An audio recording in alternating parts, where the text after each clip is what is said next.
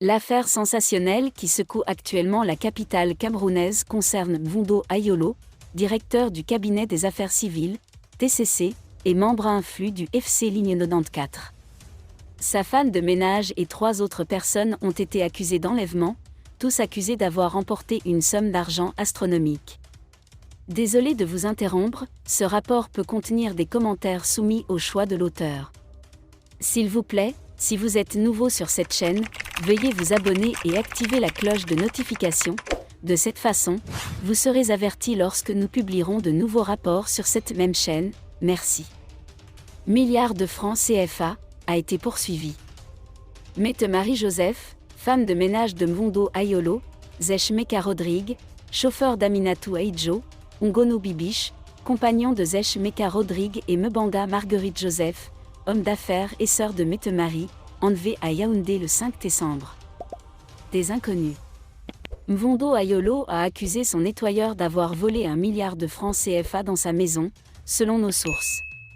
Il souhaitait inculper 3 autres personnes qu'il soupçonnait d'être complices du vol. Les victimes ont été emmenées vers des lieux inconnus où elles ont été torturées et traitées de manière inhumaine. Mbanga Margaret, la seule personne libérée jusqu'à présent, a déclaré qu'elle avait subi des violences physiques et qu'elle se trouvait en soins intensifs.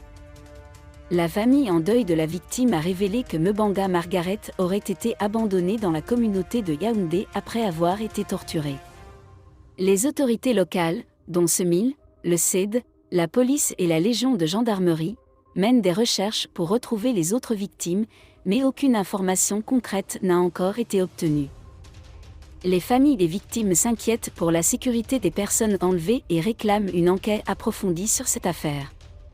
Les autorités compétentes sont appelées à agir rapidement pour identifier les coupables et assurer la sécurité des personnes impliquées. Nous surveillerons de près cette évolution et fournirons des mises à jour dès que de nouvelles informations seront disponibles. J'ai eu une réunion avec le général gabonais N'Djéma. Le président du gouvernement de transition gabonais, Brice Clotaire Oligui Nguema, a été reçu mercredi à Yaoundé par Paul Biya. Cette visite s'inscrit dans le cadre de la tournée du président gabonais dans la sous-région centrafricaine depuis son entrée en fonction.